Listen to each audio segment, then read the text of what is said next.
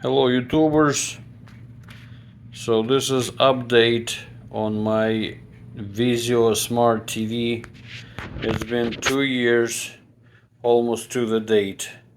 I bought it 2 years ago in June, right now July of 2024. And you could see this kind of green stuff, blinking lights. And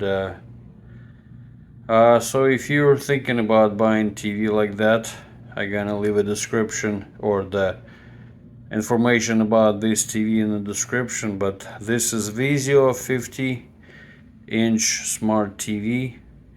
Lasted 2 years and now I have this.